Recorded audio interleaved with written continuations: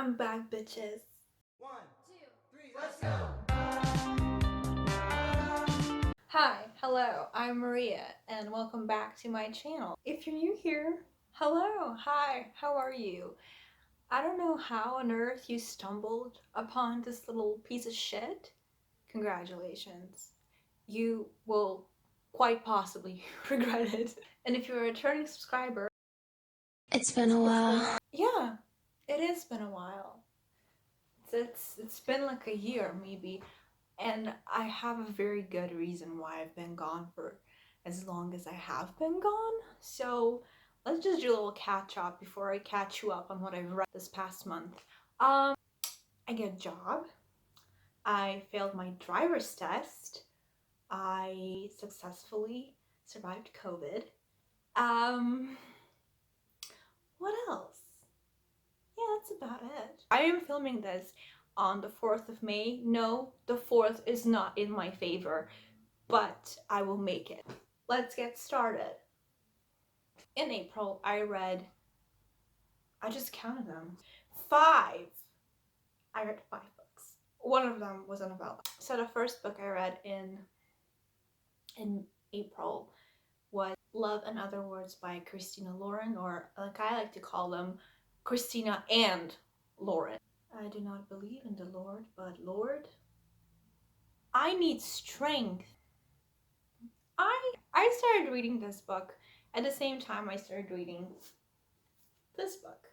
It's called Promising Young Women by Caroline O'Donoghue. I love Caroline. Caroline, I'm Slavic, sue me. This book slaps. What doesn't slap is this book. I have beef with Christina Lauren, okay? With Christina and Lauren. I have beef with them because I read one of their other books, which was Josh and Hazel's Guide to No Dating, and that was also very promising, and I had a lot of fun reading it, but they have this problem that's called bad plot twists. In other words, it has every single thing that I like. You know, friends to lovers, they were neighbors, they were childhood friends, they grew up together, they know each other the best. And I really lived for that idea. I was like, oh my god, this is gonna be exceptional. And there was a little like mystery aspect, like why did they have a falling out? What on earth happened? And I was like, yes, what did happen? And I think a part of me consciously decided to just forget the part where Christina and Lauren don't know how to write plot twists, okay? Like they are shockingly bad, but just don't know. I was expecting a delivery and it never came. I honestly think that I should like make a separate video just about me ranting about Love and Other Words, because I have an idea how it could have been rewritten, and it could have been just Pulitzer award award-winning book, okay? Where is the editor? Where the fuck is your editor, Christina and Lauren? I want to speak to them, please. I just have a lot of feelings. I feel like Promising Young Women was such an emotional book to begin with, and it really kind of got me in this space where I wanted to read something that's like more, you know, ooh la la. And I was like, you know what? Christina and Lauren. No. I gave it 3 out of 5 stars on Goodreads because it was very, I was invested, okay? I enjoyed it. I thought it was fantastic until it wasn't. The writing was, you know, it's YA, what did you expect, okay? But, cut the cameras. I live and die by this book. Caroline O'Donoghue has become my favorite author. I'm just gonna read from the back of the book because I can't read, but let's go. So, I'm just gonna summarize it for you, okay? I'm not gonna read it. Main character's name is Jane. She's a 20-something. She works in an advertising company and coincidentally has a advice blog. And then, after her birthday, she suddenly becomes the other woman. I wouldn't label this as a romance novel. It's fiction. It's basically fiction. Maybe chick lit, but chick lit books are usually very breezy, easy to read, like a beach read. This is not a beach read.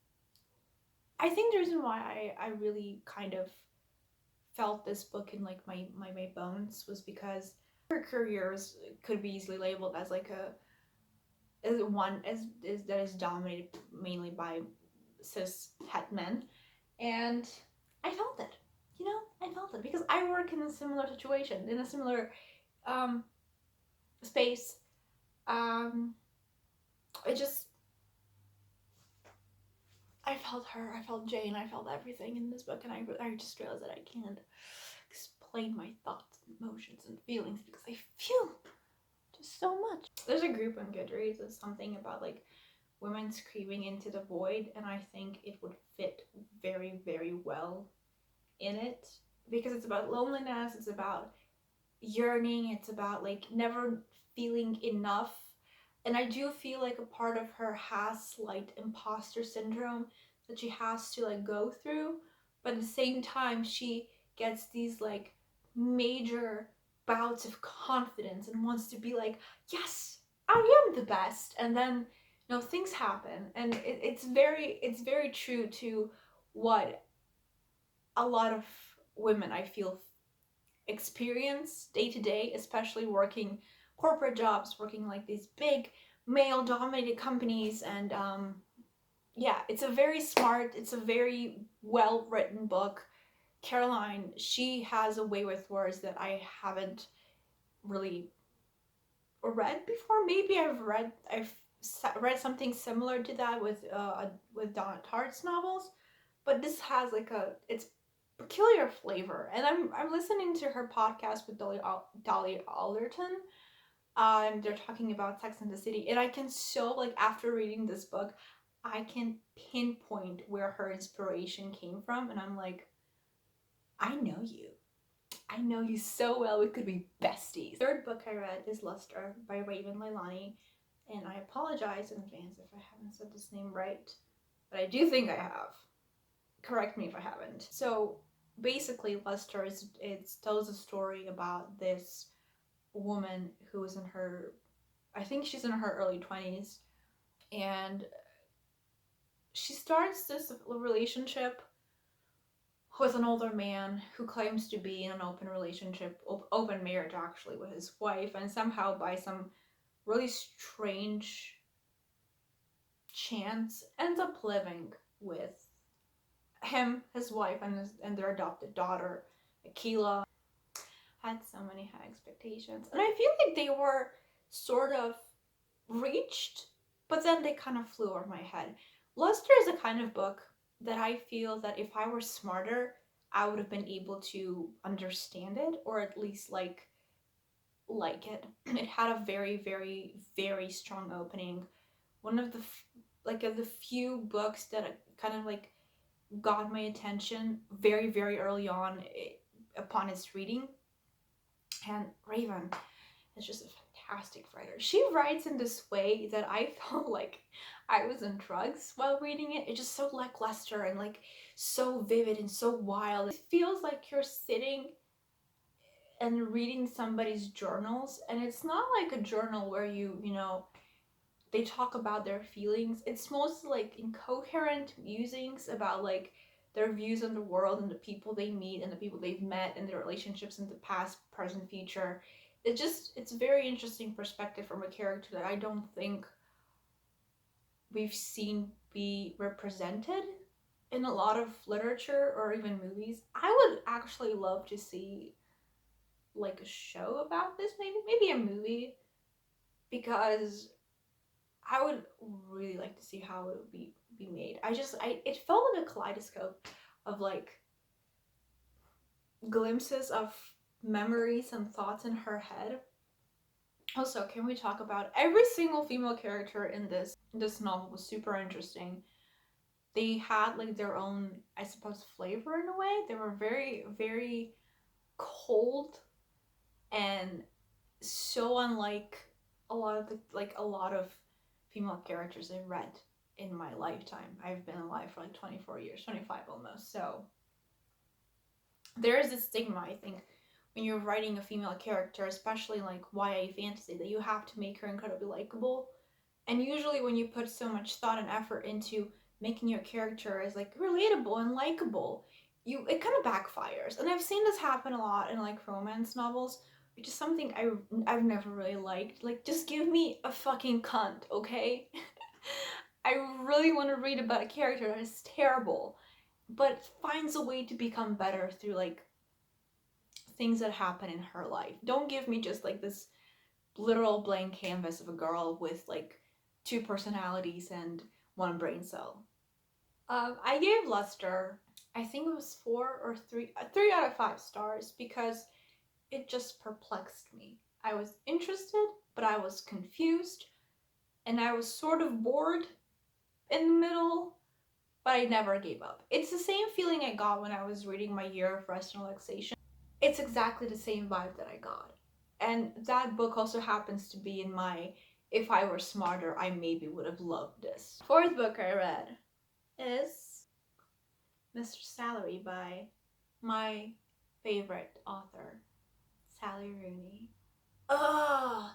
Also, have a lot of thoughts. Sally, where's the full book on this?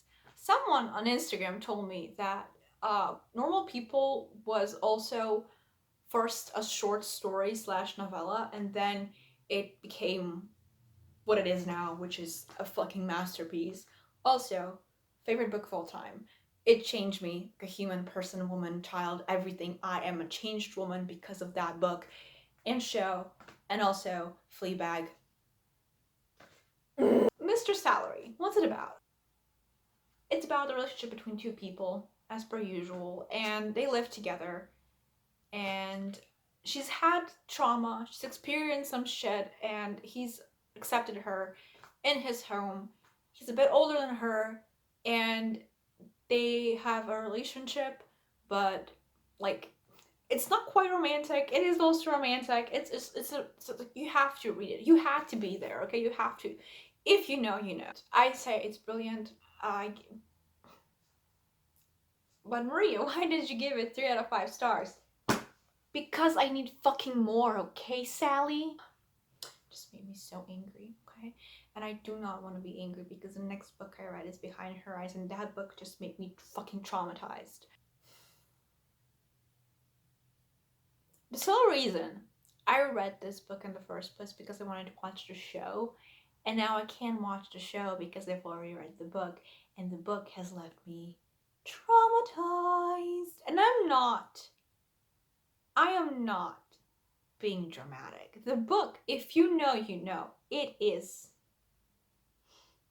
a hoot. Okay? I was changed as a human. I think I will forever remember that day because it changed me. I was on the floor reading it on my laptop because my laptop's battery was dying, and I was like, I need to finish reading this book.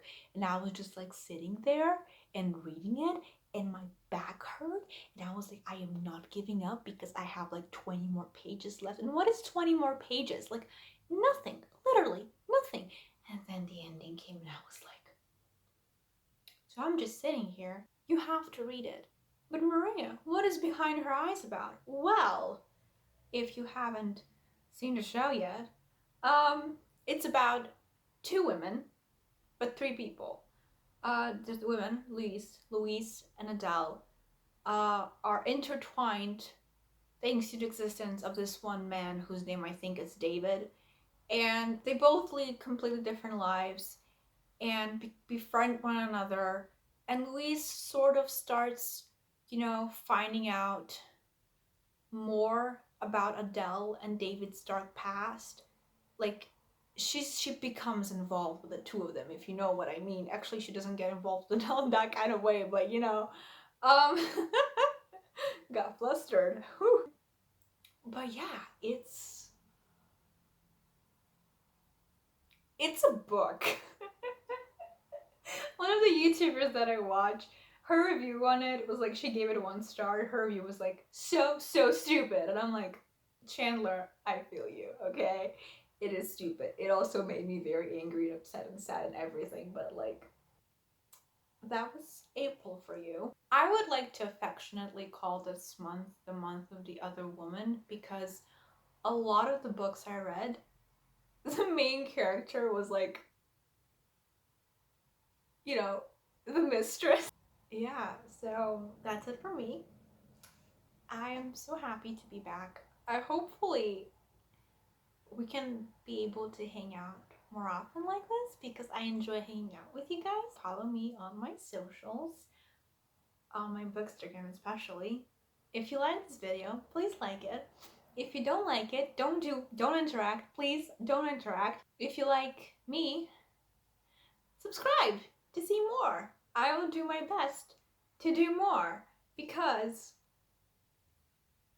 I am a responsible adult. Thank you.